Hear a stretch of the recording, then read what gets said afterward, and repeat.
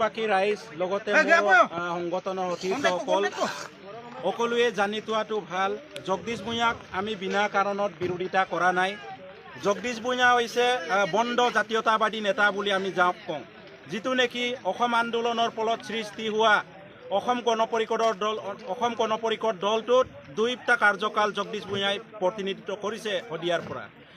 পৰিতাপৰ বিষয়টো হ'ল ইহঁতৰ দিনতে এই বন্ধ জাতীয়তাবাদী নেতাবিলাকৰ কাৰণে বহুত গুপ্তঘাতক হৈ গ'ল। হ'লেও এই বিষয়টো আমি বহলাই ক'ব খোজা নাই। তথাপিও এটা কথাটো আমাৰ অমৰপুৰৰ কাৰণে ইমান দুখ দি থৈ গৈছে যে জগদীশ ভূঞাৰ মন্ত্ৰী হৈ থকা কালত অমৰপুৰ যিহেতু আমি ইমান 25,000 জনগণ আছোঁ, এই জনগণ থকা এই অমৰপুৰ এলেকাখনক প্ৰস্তাৱিত বনাঞ্চল হিচাপে ঘোষণা কৰিবলৈ জগদীশ ভূঞা উঠি পৰি লাগিছিল।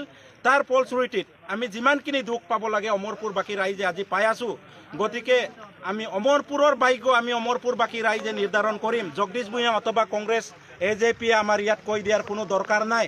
আমি কি কৰিব লাগে নালাগে আমি কৰিম। আমাৰ কাৰণে ইহঁতে মান মাতিব নালাগে। মাটি পট্টা লাগে আমি বিচাৰিম, দলং লাগে আমি বিচাৰিম, যাতে কংগ্ৰেছ আৰু AJP ইয়াত আহি কিনি দলং দিম আমুক দিম বুলি কৈ কিনি ইয়াত নিৰ্বাচনী প্ৰচাৰ চলাব আহিব নালাগে। এয়ে আমাৰ কংগ্ৰেছ AJP অথবা জগদীশ ভূঞালৈ আৰু এবাৰ চৰম অকিয়নি প্ৰদান কৰিছোঁ, যাতে ইয়াত অপ্ৰীতিকৰ পৰিস্থিতি সৃষ্টি কৰিবলৈ ইয়াত আহিব নালাগে। ধন্যবাদ। Long live BNP! Long live!